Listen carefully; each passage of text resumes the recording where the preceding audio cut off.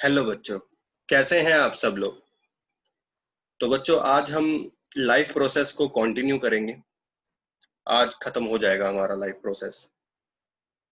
तो last class के अंदर बच्चों हमने न्यूट्रिशन के बारे में पढ़ा था, हमने रेस्पिरेशन के बारे में पढ़ा था, हमने ह्यूमन सिस्टम रेस्पिरेटरी पढ़ा था। आज हम पढ़ेंगे ट्रांसपोर्टेशन। तो आज की क्लास हम स्टार्ट करते हैं। सारे के सारे बच्चे जो हैं ध्यान से सुनिएगा, क्योंकि इसमें एमसीक्यू और फिल द ब्लैंक्स की फॉर्म में काफी सारे क्वेश्चंस पूछे जाते हैं। तो स्टार्ट करते हैं आज की क्लास। जैसे कि मैंने आपको बताया था कि आज की जो हमारी क्लास है वो ट्रांसपोर्टेशन के ऊपर है। तो पहला हमारा जो टॉपिक है वो है ट्रांसपोर्टेशन इन ह्यूमंस। तो स्टार्ट करते हैं। Blood is a connective tissue in humans. Humans में जो ब्लड होता है वो एक तरीके से जुड़ा हुआ रहता है, कनेक्टिव टिश्यू की तरह रहता है, यानी कि रोटेट, अगर मैं बात करूं सर्कुलेट होता रहता है। It transport necessary substance to cell, यानी कि सेल को ये एक जरूरी सब्सटेंस पहुंचाता है जो जरूरी होते हैं, उसके लिए इंपॉर्टेंट होते हैं। And transport metabolic waste product, और ट्रांसपोर्ट करते हैं मेटाबॉलिक वेस्ट प्रोडक्ट, यानी कि दूर करते हैं उसी सेम सेल से जो उस सेल को जरूरी नहीं लगते प्रोडक्ट, वो वहां से मेटाबॉलिक जो वेस्ट प्रोडक्ट होते हैं वो वहां से हटा देते हैं, यानी कि दूर कर देते हैं। ब्लड के बच्चों कंपोनेंट्स, बच्चों 4 मेन कंपोनेंट है ब्लड के, उसके बारे में हम पढ़ते हैं।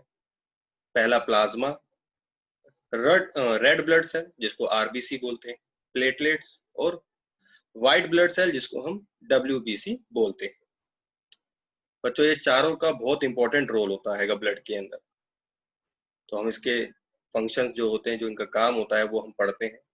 It is a yellow colour fluid, ये येलो कलर का दिखाई देने वाला फ्लूइड होता है प्लाज्मा, जो ट्रांसपोर्ट करता है फूड को, कार्बन डाइऑक्साइड को और वेस्ट प्रोडक्ट को, एक्सेट्रा। दूसरा हम पढ़ेंगे आरबीसी, यानी कि रेड ब्लड सेल के बारे में। ये हेमोग्लोबिन कंटेन करता है, ठीक है, विच ट्रांसपोर्ट ऑक्सीजन, जो ऑक्सीजन ट्रांसपोर्ट करते हैं। रेड ब्लड सेल का ऑक्सीजन को ट्रांसपोर्ट करने का बहुत इंपॉर्टेंट रोल होता है। Platelets, this help in blood clotting, यानी कि हमारी मदद करते हैं ब्लड को रोकने में। अब जैसे कि मैं आपको बोलूं, चोट लग गई या कहीं से, मतलब चोट लगने के बाद जब खून आता रहता है, निकलता रहता है, मतलब तो उस, मतलब वो ब्लड कहीं कभी ना कभी तो रुकता ही है, मतलब 1 मिनट बाद या कुछ सेकंड बाद ही रुक जाता है। तो वो ब्लड कौन रोकता है, कौन फंक्शन करता है अंदर जो ब्लड को रोक देता है? वो फंक्शन करता है बच्चों प्लेटलेट्स। प्लेटलेट जो है वो ब्लड को क्लोट कर देता है, ज्यादा बाहर नहीं निकलने देता, क्योंकि ज्यादा अगर बाहर निकल गया तो वैसी प्रॉब्लम होने लग जाएगी। व्हाइट ब्लड सेल बच्चों, बच्चों ये हमारे जितने भी हार्मफुल बैक्टीरियाज होते हैं, वायरसेस होते हैं, जर्म्स होते हैं, इनके अगेंस्ट लड़ता है। या सिंपल से अक्षरों में बात करूं तो ये प्रोटेक्ट करता है व्हाइट ब्लड सेल। इसलिए व्हाइट ब्लड सेल हमारे बॉडी के अंदर, मतलब ऐसा नहीं है प्लाज्मा, रेड ब्लड सेल और प्लेटलेट सारे के सारे इंपॉर्टेंट है, सारे के सारे, सबका एक स्पेसिफिक फंक्शन है जो ब्लड में हमारे लिए इंपॉर्टेंट रोल प्ले करते हैं। आगे हम पढ़ेंगे ह्यूमन हार्ट के बारे में। मैं ह्यूमन हार्ट को पढ़ाने से पहले इसका एक स्ट्रक्चर दिखा देता हूँ। हालांकि ये स्ट्रक्चर आपने बचपन में भी बहुत बार बनाया हुआ होगा या बुक्स में देखा भी होगा बहुत बार। तो बच्चों ये हमारा ह्यूमन हार्ट है, स्ट्रक्चर है पूरा। ये बच्चों अरोटा होता है ऊपर से जो ये आ रहा है, ये pulmonary arteries, pulmonary veins, left atrium, left ventricle, तो ये साइड पूरी लेफ्ट की होती है बच्चों, और ये साइड पूरी राइट की होती है। ये वेना केवा जो होता है ये अपर बॉडी का अपर पार्ट से आता है। ये राइट आर्टरियम, ये वेना केवा जो है लोअर बॉडी से आता है। ये राइट वेंट्रिकल, और जो बच्चों ये आप देख रहे हैं ये पूरा का पूरा इसको बोलते हैं सेप्टम, जो डिवाइड होता है वॉल्स में। तो बच्चों ये हमारा है पूरा ह्यूमन हार्ट का स्ट्रक्चर। तो आप ये देख रहे हैं ये पूरा का पूरा पार्ट, और ये वाला जो पूरा पार्ट देख रहे हैं आप, तो ये वाला जो आप पार्ट देख रहे हैं जो एक तरीके से मैं कहूँ कलरलेस है, ये डीऑक्सीजनेटेड ब्लड है और ये ऑक्सीजनेटेड ब्लड है। अब ये इस पार्ट से इसको हम नीचे और एक्सप्लेनेशन करेंगे, अभी हम इसकी वर्किंग को पढ़ लेते हैं। The heart is one of the most significant muscular organ of the human body. Human body का ये मोस्ट सिग्निफिकेंट मस्कुलर ऑर्गन है हार्ट, मस्कुलर ऑर्गन होता है ये।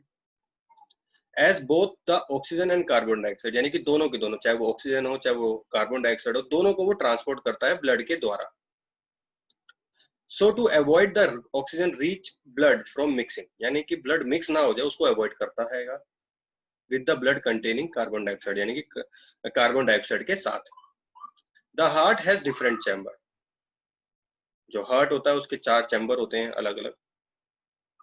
Oxygen rich blood from lungs, oxygen मतलब जो ब्लड जो रीच होता है, ब्लड जो पहुंचता है ऑक्सीजन के अंदर, वो लंग्स के थ्रू पहुंचता है। Comes to the thin walled, कहां से आता है? थिन वॉल्ड में अपर चैम्बर, हार्ट के ऊपरी चैम्बर में से, थिन वॉल्ड में से आता है लेफ्ट पर, यानी कि लेफ्ट आर्टरियम पर, जो हमने ऊपर देखा था लेफ्ट आर्टरियम, एक बार देख लेते दोबारा से। ये है बच्चों लेफ्ट आर्टरियम, ठीक है, ये देख रहे हो यहाँ से ये अब स्टार्ट हो गया, ये यहाँ से आना स्टार्ट हो गया, ये पल्मोनरी वेन है, यहाँ से ब्लड आना स्टार्ट हो गया, और अब ये देखो ये इस तरीके से जाएगा, ठीक है, ये यहाँ से आया इस तरीके से गया, अभी कहाँ पर गया ये गया लेफ्ट वेंट्रिकल पे। तो ये वर्किंग है पूरी, यहाँ से आया और ये इस तरीके से गया, यानी कि लेफ्ट वेंट्रिकल पे गया, और नीचे लिखा भी हुआ when it is collected the blood, यानी कि जब यहाँ पर ये ब्लड कलेक्ट हो जाता है, द लेफ्ट आर्टरियम रिलैक्स, तो लेफ्ट आर्टरियम जो होता है वो रिलैक्स करने लग जाता है। वाइल द नेक्स्ट चैम्बर, अब नेक्स्ट चैम्बर यानी कि लेफ्ट वेंट्रिकल का, अब जो चैम्बर है लेफ्ट वेंट्रिकल का शुरू हुआ, ये एक्सपेंड होने शुरू हो गया, यानी कि फूलना शुरू हो गया, ये रिलैक्स होना, क्योंकि यहाँ से अभी धीरे धीरे यहाँ पर आ रहा है, तो ये रिलैक्स हो रहा है और ये भर रहा है, ठीक है बच्चों। देन इट लेफ्ट जो आर्टरियम है वो कॉन्ट्रैक्ट हो गया, यानी कि सिकुड़ गया, so that the blood is transfer to it, तो यानी कि यहाँ से ये ब्लड इस पर ट्रांसफर हो गया। अब हम आगे बढ़ेंगे further. When the muscular left ventricle, ये लेफ्ट वेंट्रिकल का मस्कुलर जो होता है ब्लड इज पंप्ड, यानी कि वहां पर ब्लड जो होता है वो पंप करने लग जाता है, पुश करने लग जाता है, मतलब फेंकने लग जाता है आउट टू द बॉडी की तरफ।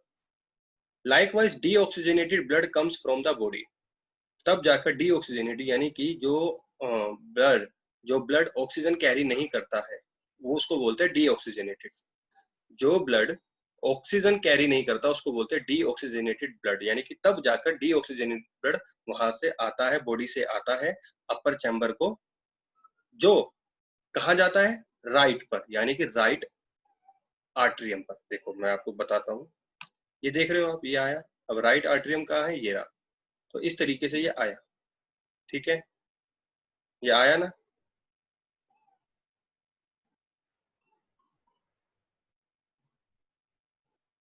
तो ये हो गया राइट आर्टरियम। अब राइट आर्टरियम के बाद आने पर राइट आर्टरियम क्या करेगा, एक्सपेंड होगा।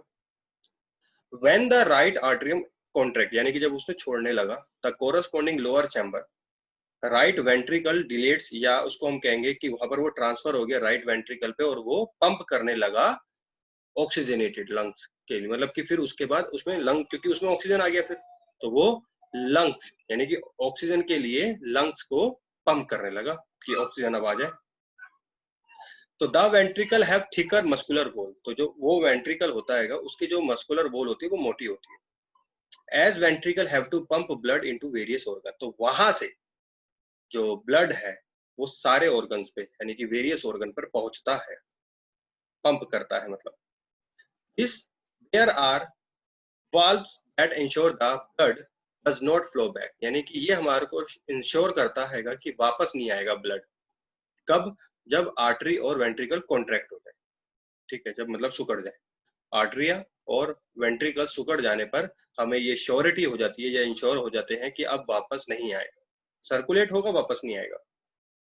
The separation of right side and the left side, यानी कि दो साइड होती है हार्ट की, एक लेफ्ट साइड एक राइट साइड, ये जो दोनों सेपरेट होते हैं ये बहुत बेनिफिशियल देते हैं हमारे हार्ट को, क्योंकि यही अवॉइड करते हैं ऑक्सीजनेटेड और डीऑक्सीजनेटेड को मिक्स होने पर। अगर ये लेफ्ट और राइट सेपरेट ना हो तो ये ऑक्सीजन जो डीऑक्सीजनेटेड और ऑक्सीजनेटेड है ये मिक्स हो जाएंगे, तो प्रॉब्लम आना शुरू हो जाएगी। अब हम बात करेंगे एनिमल्स की। animal which do not use energy to maintain their body temperature, their body temperature depend on the temperature in the environment. जो एनिमल की जो अगर मैं बात करूं टेम्परेचर की, वो किस तरीके से अपने आप को मेंटेन करते हैं, उनका कोई मतलब वैसा कोई एक पर्टिकुलर वो होता नहीं है मेंटेन करने का, वो सारा का सारा इन्वायरमेंट पर डिपेंड होता है। जिस जगह का जैसा इन्वायरमेंट होता है, जो एनिमल्स होते हैं वो उस तरीके से वहां पर ढल जाते हैं। ठीक है बच्चों, तो जो अगर मैं बात करूं उनकी जो बॉडी होती है एनिमल्स की, वो डिपेंड करती है वहां के इन्वायरमेंट पर, इन्वायरमेंट के टेम्परेचर। सच एनिमल्स की अगर मैं बात करूं, कुछ एनिमल्स की जैसे amphibians and some sorry many reptiles, इनके 3 चैम्बर्ड होते हैंगे, जहां पर ऑक्सीजनेटेड डीऑक्सीजनेटेड ब्लड जो है वो दोनों के दोनों मिक्स हो जाते हैं। ठीक है, तो बियर करना पड़ता है उनको, सफर करना पड़ता है इस चीज का। अब मैं बात करूं फिश की, फिश जो होता है वो सिर्फ मतलब वही एक ऐसा मतलब एक जीव है जिसके 2 चैम्बर होते हैं हार्ट के। The blood is pump to the gills, जो ब्लड होता है वो जो पंप करता है ब्लड, वो गिल से करता है एंड गेट ऑक्सीजनेटेड देयर, और वहीं से ऑक्सीजनेटेड भी करता है, और वहीं से ऑक्सीजनेटेड करने के बाद वो directly rest of the body पर पहुंचता है। अब मैं बात करूं ब्लड प्रेशर की। ब्लड प्रेशर क्या होता है, ये बच्चों हम फिश की एक तस्वीर भी दिखा रखी है मैंने, डायग्राम दिखा रखा है, इसके अंदर ये गिल होती है इससे ये, ठीक है, ये बाकी रेस्ट ऑफ द पार्ट हो गया। नेक्स्ट अब हम बात करेंगे ब्लड प्रेशर की।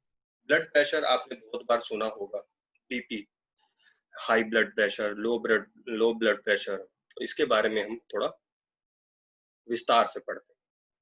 The force that blood exert against the wall of the vessel, यानी कि जिस, अगर मैं आपसे सिंपल परिभाषा में बात करूं, जिस वॉल्यूम से हमारा ब्लड मतलब सर्कुलेट करता है, अगर वो उसके अगेंस्ट हो जाए, यानी कि या तो बढ़ जाए, इंक्रीज हो जाए, या फिर डिक्रीज यानी कि कम हो जाए। अब बढ़ जाएगा तो हाई ब्लड हो जाएगा, मतलब प्रेशर बढ़ जाएगा, हाई हो गया। और अगर डिक्रीज हो जाए, जो नॉर्मल वे में चलता है उससे डिक्रीज हो जाए, तो उसको लो ब्लड प्रेशर बोलते हैं। तो the blood pressure is much greater in arteries than in veins, यानी कि जो ब्लड प्रेशर होता है वो ज्यादा आर्टरीज में होता है वेन के मुकाबले। During the ventricular systole, the pressure of the blood inside the artery, अगर जो ब्लड प्रेशर है, मतलब कि प्रेशर जो है ब्लड का वो आर्टरी के अंदर हो, तो उसको बोलते हैं सिस्टोलिक प्रेशर। ठीक है बच्चों, और ऑन द अदर साइड, अगर जो प्रेशर है वो आर्टरी में है लेकिन वेंट्रिकुलर डायस्टोल पे, यानी कि रिलैक्सेशन पे है, ठीक है, तो उसको बोलते हैं डायस्टोलिक प्रेशर। ठीक है, अब मैं आपको सिस्टोलिक, यानी कि सिस्टोलिक का मतलब क्या हो गया, हाई, डायलोस्टिक का मतलब हो गया लो, इसके बारे में हम देखते हैं। यानी कि हमारा कहाँ तक मिनिमम होना चाहिए, कहाँ तक मैक्सिमम होना चाहिए। ना नॉर्मल मेजरमेंट, अगर मैं आमतौर पर बात करें ब्लड प्रेशर की, तो वो 120 mm ऑफ Hg होता है, सिस्टोलिक प्रेशर बोलते हैं उसको। और डायस्टोलिक जो प्रेशर होता है वो 80, यानी कि जो नीचा स्तर होता है वो 80 तक होता है। अगर 80 से कम हुआ तो लो हो गया, 120 से ज्यादा हो गया तो हाई हो गया। अगर मैं नॉर्मल ब्लड प्रेशर की बात करूँ, वो 80 टू 120 होता है ह्यूमन बीइंग का। ठीक है बच्चों, तो इंक्रीज ऑफ दिस प्रेशर उसको बोलते हैं हाई ब्लड प्रेशर या फिर हाइपरटेंशन। ठीक है, यानी कि 120 से ज्यादा हो गया तो उसको हाई ब्लड प्रेशर बोलते हैं, 80 से कम हो गया तो उसको लो ब्लड प्रेशर बोलते हैं। अब जिससे नापते हैं, जिससे हम ब्लड प्रेशर नापते हैं, उसको हम क्या बोलते हैं, उसको हम बोलते हैं स्फिग्मोमैनोमीटर, स्फिग्मोमैनोमीटर। आगे हम पढ़ेंगे लिम्फ के बारे में, उससे पहले हम थोड़ा ब्लड के बारे में और पढ़ लेते हैं। ये ब्लड का जो हार्ट है, ये आप देख रहे हैं, ये ह्यूमन बीइंग है, ये पूरा स्ट्रक्चर है, ये लंग्स है, ठीक है, और ये हमारा हार्ट का पार्ट है। इसको पढ़ते हैं, ये पल्मोनरी वेन हो गया, ये लेफ्ट आर्टरियम हो गया, ये आरोटा हो गया, ये ब्लड प्रेशर हो गया, ये हो गया vena cava, right ventricle, right atrium, और ये प्लूमनरी आर्टरी, ये लंग्स हो। अगर मैं आपसे बात करूं ये हमारा लेफ्ट और ये हमारा राइट। अब हमारा ये राइट से शुरू हो रहा है बच्चों, ध्यान से समझना अब इसको। ये वाला जो पार्ट है बच्चों, ये डीऑक्सीजनेटेड ब्लड है, यानी कि यहाँ पर ब्लड में ऑक्सीजन नहीं है। ठीक है, ये डीऑक्सीजनेटेड ब्लड है जो यहाँ से स्टार्ट हो रहा है। ये स्टार्ट हुआ हमारा ये इसके अंदर, यानी कि राइट आर्टरियम पर गया। राइट आर्टरियम के जाने के बाद फिर हमारा राइट वेंट्रिकल पर गया। आप देख रहे होगे ये राइट राइट वेंट्रिकल पर गया। राइट वेंट्रिकल से सीधा यहाँ पर आया पल्मोनरी आर्टरी पर। अब ये पल्मोनरी आर्टरी पर आते ही लंग्स पर टच करा। जैसे ही एक लंग पर टच किया, यहाँ से हमारा ऑक्सीजन, यानी कि इस डीऑक्सीजनेटेड ब्लड को ऑक्सीजन मिल गया। अब ये जो डीऑक्सीजनेटेड ब्लड को ऑक्सीजन मिल गया, तो फिर ये दूसरी जगह, यानी कि इस जगह ट्रांसपोर्ट हो गया, यानी कि इस ब्लड इस लंग्स पर आ गया। ये लंग्स जो है फिर इसने छोड़ा, ये जो ब्लड छोड़ा, ये कौन सा छोड़ा? ऑक्सीजनेटेड ब्लड छोड़ा। ऑक्सीजनेटेड ब्लड छोड़ा पल्मोनरी वेन के थ्रू, और ये कहाँ गया? सीधा ये सीधा यहाँ आया लेफ्ट आर्टरियम पर। फिर ये सीधा देख रहे हैं आप इस तरीके से, ये पूरा रोटेट हो गया लेफ्ट आर्टरियम से आते आते आते आते पूरा अरोटा अरोटा तक, यानी कि ये पूरा आ गया। ये पूरा आते आते फिर ये ह्यूमन बॉडी पर चला, यानी कि ये ब्लड टिश्यू हो गया। तो ये पूरा एक और एक्सप्लेनेशन थी हमारी ब्लड की, ये पूरा वही लिखा हुआ है आर्टरीज का। This carry oxygenated blood from the heart to the body part except pulmonary arteries. These are the thick and the elastic. The smallest vessels which are 1 cell thick are called the capillaries. और दूसरा veins. Veins क्या होती है? Veins carry deoxygenated blood from the body part to the heart except pulmonary vein. This is thin and less elastic. तो ये थी हमारी arteries और वेन्स की डिफाइन। इसको पढ़ लेना, कोई मुश्किल नहीं है। अब हम पढ़ेंगे लिम्फ के बारे में। लिम्फ क्या होता है? Some amount of plasma protein and the blood cell escape through, किसके द्वारा एस्केप, यानी कि बाहर निकलता है पोरस। पोरस मतलब कि छेद, जो एक हमारा कैपिलरी के वॉल्स में होते हैं, इनटू इंटरसेलुलर स्पेस में, टिश्यू में, फ्रॉम द टिश्यू फ्लूइड से, यानी कि जो टिश्यू का जो स्पेस होता है उसमें से, या फिर टिश्यू में से, उसको बोलते हैं लिम्फ। लिम्फ जो होता है वो प्लाज्मा, ब्लड के प्लाज्मा की तरह होता है, सिमिलर होता है, लेकिन वो कलरलेस होता है, या फिर हम इसको ये भी कह सकते हैं उसमें प्रोटीन नहीं होता। लिम्फ या तो कलरलेस होता है, एंड कलरलेस के साथ साथ वो लेस प्रोटीन भी होता है, यानी कि उसके पास प्रोटीन नहीं होता। As important function of lymph, lymph का जो इंपॉर्टेंट फंक्शन होता है वो क्या होता है? वो डाइजेस्ट को कैरी करता है, डाइजेस्टेड चीज को कैरी करता है और एब्जॉर्ब करता है फैट को इंटेस्टाइन में से। एंड ड्रेन, ड्रेन मतलब निकाल देता है एक्सेस फ्लूइड को, जो एक्स्ट्रा सेलुलर स्पेस होता है उसको वो निकाल देता है ब्लड में से। ठीक है बच्चों, तो ये लिम्फ का वर्क होता है, फंक्शन होता है। अब हम आगे बढ़ेंगे ट्रांसपोर्टेशन इन प्लांट। अब हम ट्रांसपोर्टेशन इन प्लांट के बारे में पढ़ेंगे। बच्चों ये पूरा एक इंट्रोडक्शन है, इसको भी मैं आपको समझा देता हूँ। Plant have to low energy needs, यानी कि प्लांट्स को ज्यादा एनर्जी की जरूरत नहीं होती है। As they use relatively slow transport system, वहां पर जो ट्रांसपोर्ट सिस्टम होता है वो स्लो होता है काफी, as comparatively to human. Plant transport system move energy from leaves, leave से जाती है, एंड रॉ मटेरियल से, from roots to all their parts. ठीक है बच्चों, यानी कि वो लीव से, रॉ मटेरियल से, रूट से सारे पार्ट्स पर जाती है। द जाइलम मूव्स वाटर, जो जाइलम टिश्यू होता है वो वाटर को मूव करती है, मिनरल को मूव करती है। कहाँ से? सॉइल से। सॉइल से मूव करके to other all the parts of the plant. और जो फ्लोएम होता है वो फोटोसिंथेसिस, जो अपना भोजन खुद बनाते हैं, उसको ट्रांसपोर्ट करते हैं लीफ से to the other part of the plant. यानी कि जाइलम का और फ्लोएम का दोनों का अलग अलग इंपॉर्टेंट रोल होता है। जो जाइलम होता है वो वाटर और मिनरल को ऑब्टेन करता है, यानी कि लेता है सॉइल में से, और वो पहुंचाता है अलग अलग हिस्सों में प्लांट्स के। उसी तरीके से जो फ्लोएम है बच्चों, वो फोटोसिंथेसिस के प्रोडक्ट को ट्रांसपोर्ट करता है लीफ से to the other part of the plant. ठीक है, ये movement in of water in plant इस तरीके से मूवमेंट होती है बच्चों। Water move into the roots, root में से वाटर देखो ये आपका ये नीचे पूरा एक जमीन का पार्ट है, मूवमेंट ऑफ वाटर, यानी कि यहाँ से ही जो पानी है वो मूवमेंट होना शुरू होता है और अलग अलग ब्रांचेस पे जाता हैगा। और जब ये पानी ब्रांचेस पे जाता हैगा तो ऊपर यानी कि एक वाटर वेपर लगने लग जाता हैगा। Water move into the roots from the soil, then steadily it moves into the root xylem, creating a column of water which is progressively pushed upward, यानी कि वो वाटर वेपर होना शुरू हो जाता है, या फिर हम उसको कहें इवेपोरेट होना शुरू हो जाता है। Evaporation of water molecule from the cell of a leaf के जो सेल्स होते हैं उसमें से वाटर जो मॉलिक्यूल है वो इवेपोरेट होना शुरू हो जाता है, जैसे कि आप पिक्चर में देख भी पा रहे हैं। फिर सक्शन सक्शन प्रोसेस होता हैगा। सक्शन प्रोसेस होता हैगा जो पानी को पुल करता हैगा जाइलम में से, ठीक है, किसके सेल में से, रूट के सेल में से। उस प्रोसेस, ये पूरा प्रोसेस फिर चलता रहता है, विच मीन्स ये ऑक्सीजनेटेड, यानी कि ये इवेपोरेट होता रहता है, फिर दोबारा से आता रहता है, ये ऑक्सीजन ये अभी इवेपोरेट होता रहता है, फिर नीचे से सॉइल से आता रहता है, ये प्रोसेस पूरा चलता रहता है। द लॉस ऑफ वाटर, जब पानी की कमी हो जाती है in the form of water vapour, क्योंकि इवेपोरेट होता रहता है, जब पानी की कमी हो जाती है लीव्स में से प्लांट के, तो उसको बोलते हैं ट्रांसपीरेशन, यानी कि the loss of water in the form of vapour, यानी कि जब पानी इवेपोरेट होने लग जाता है वेपर की फॉर्म में पत्तों में से प्लांट के, तो उसको बोलते हैं ट्रांसपीरेशन। ठीक है बच्चों, तो ये पूरा हमारा प्रोसेस है ट्रांसपोर्टेशन इन प्लांट का। और आगे पढ़ते हैं।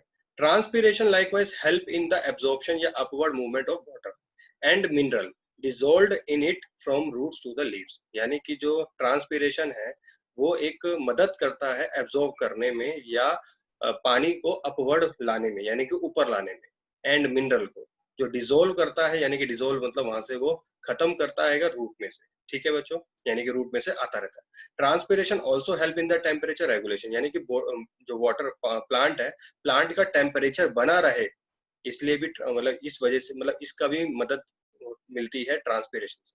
ट्रांसपीरेशन से इसकी भी मदद मिलती है कि जो हमारे प्लांट का जो टेम्परेचर है वो सामान्य बना रहे। The transportation of soluble product of photosynthesis is known as translocation, यानी कि जो सोल्यूबल प्रोडक्ट होते हैं फोटोसिंथेसिस के, उसको ट्रांसपोर्ट जो करते हैं उसको बोलते हैं translocation, which occur in the part of the vascular tissue, जो वस्कुलर टिश्यू में से आते हैं, जिसको हम फ्लोम भी बोलते हैं, फ्लोम के नाम से हम जानते हैं।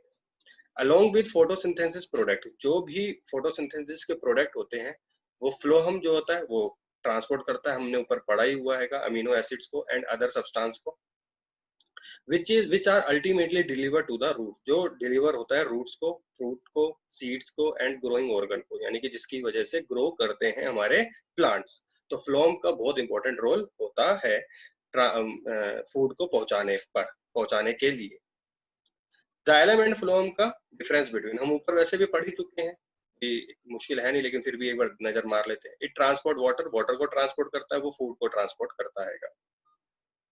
जाइलम जो कंसिस्ट करता है वो tracheids, vessels, xylem fibres and xylem parenchyma, और जबकि जो फ्लोएम कंसिस्ट करता है वो करता है sieve tubes, sieve cells, companion cells, phloem fibres and phloem parenchyma.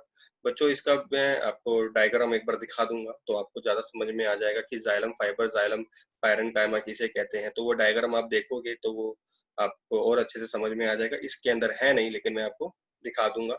जो जाइलम पैरेन्काइमा होता है वही सिर्फ इसमें लिविंग होता है, जबकि फ्लोएम के अंदर सीव ट्यूब्स हो, सीव सेल्स हो, कंपेनियन सेल्स हो, फ्लोएम पैरेन्काइमा हो, सारे के सारे लिविंग होते हैं बच्चों। ठीक है बच्चों, तो ये हमारा जाइलम एंड फ्लोएम का डिफरेंस बिटवीन है, ये पूछा भी जाता है, 2-3 मार्क्स में आ जाता है, तो इसको लर्न कर लेना। आगे हम पढ़ेंगे एक्सक्रिएशन के बारे में। एक्सक्रिएशन क्या होता है बच्चों? तो एक्सक्रिएशन का मतलब आप जैसे कि समझ पा रहे हैं, ऐसा वेस्ट प्रोडक्ट जो हमारे काम का नहीं है और वो एनएस के थ्रू बाहर निकल जाए। The metabolic activity in the body generate many kinds of waste, यानी कि जो मेटाबॉलिक एक्टिविटी होती है उसकी वजह से बहुत सारे प्रोडक्ट जो वेस्ट होते हैं हमारे बॉडी के वो जनरेट होते हैं। तो जो हमारे वेस्ट प्रोडक्ट जनरेट हो गए उसको हमको रिमूव भी तो करना है, यानी कि उसको हमको बाहर निकालना है। तो जब वो बाहर निकलता है, यानी कि बाहर निकालने का जो प्रोसीजर होता है उसको बोलते हैं एक्सक्रिएशन। मेटाबॉलिक जो वेस्ट होता है वो कौन कौन से होते हैं? डाइजेस्टिव वेस्ट, यानी कि जो हमने डाइजेस्ट कर लिया ठीक है, जो अनडाइजेस्टेड है वो वेस्ट, यानी कि डाइजेस्टिव वेस्टर, रेस्पिरेटरी वेस्टर, और नाइट्रोजीनियस वेस्टर जैसे कि यूरिया, यूरिक एसिड, वाटर और ह्यूमन एक्सक्रीटरी सिस्टम का ये हमारा एक डायग्राम है, इसको भी एक बार देख लेते हैं। ये एक्सक्रीटरी सिस्टम का हमारा डायग्राम है, जिसको हम बोलेंगे ये होगा लेफ्ट रेंटल आर्टरीज, ये होगा लेफ्ट किडनी, ये होगा left renal vein, aorta, left ureter, vena cava, urinary bladder और यूरेथ्रा। ठीक है बच्चों, अब हम किडनी क्या होती है ये देख लेते हैं पूरा। किडनी जो होती है वो फिल्टर करता है ब्लड को और रिमूव करता है वेस्टेज को, यानी कि जो किडनी होती है वो बहुत इंपॉर्टेंट रोल प्ले करती है ब्लड को फिल्टर करने में और वेस्टेज को बाहर निकालने में। और यूरेटर्स क्या होता है बच्चों, यूरेटर जो होता है ड्रेन मतलब बाहर निकाल देना यूरिन को किडनी में से टू यूरिनरी ब्लैडर पर। फिर यूरिनरी ब्लैडर जो होता है वो स्टोर करता है यूरिन को, और फिर यूरेथ्रा जो होता है वो ट्रांसमिट करता है, यानी कि बाहर निकाल देता है बॉडी में से यूरिन को। किडनी जो होता है वो फिल्ट्रेशन होता है, यानी कि जो फिल्टर करता है हमारे ब्लड को, उसको हम नेफ्रॉन बोलते हैं। अब ये नेफ्रॉन का डायग्राम है बच्चों, ये पूरा नेफ्रॉन का डायग्राम है। ठीक है, इसको एक बार देख लीजिएगा, इसमें क्या क्या होता है। हम इसकी एक्सप्लेनेशन भी पढ़ते हैं, एक्सप्लेनेशन से काफी अच्छे से समझ में आ जाएगा। नेफ्रॉन जो होता है वो क्या होता है, nephron are filtration unit of kind kidney. जो किडनी के जो यूनिट्स होते हैं उसको फिल्टर करता है nephron. It consist of tube, एक ट्यूब की तरह दिखता है जो कनेक्शन रहता है हमेशा डक्ट को और कप शेप्ड में। ये कप्ड शेप्ड में और डक्ट शेप में, ये देख रहे हो, ये है डक्ट शेप। ठीक है बच्चों, ये डक्ट शेप होती है, ये हमारी कैप की शेप होती है, इसको बोलते हैं डक्ट, यानी कि कलेक्टिंग डक्ट करता है and a cup shaped structure में होता है, उसको बोलते हैं बाउमेंस कैप्सूल। ठीक है बच्चों, ये है बाउमेंस कैप्सूल, ये देख रहे हैं बाउमेंस कैप्सूल। आगे बाउमेंस कैप्सूल जो होता है वो फिल्टर करता है ब्लड को और कलेक्ट करता है यूरिन को। हेनले लूप, हेनले लूप क्या होता है, रीएब्जॉर्ब करता है बच्चों, ग्लूकोज को रीएब्जॉर्ब करता है, अमीनो एसिड को रीएब्जॉर्ब करता है और वाटर को रीएब्जॉर्ब करता है। ठीक है बच्चों, and urine enter into the ureters through ducts, यानी कि इट्स डक्ट्स के थ्रू जो होता है यूरिन आता है, and collected in the urinary bladder, और यूरिनरी ब्लैडर में इकट्ठा हो जाता है, फिर यूरेथर के थ्रू वो बाहर निकल जाता है। तो बच्चों ये था हमारा पूरा चैप्टर लाइफ प्रोसेस का। आज ये हमारा चैप्टर पूरा का पूरा खत्म हो चुका है। अब हम नेक्स्ट क्लास के अंदर मिलेंगे, तब तक के लिए जो भी आपके इसके डाउट हैं वो मेरे से डिस्कस कर लीजिएगा, और नेक्स्ट क्लास में मिलते हैं नए चैप्टर के साथ। ठीक है बच्चों।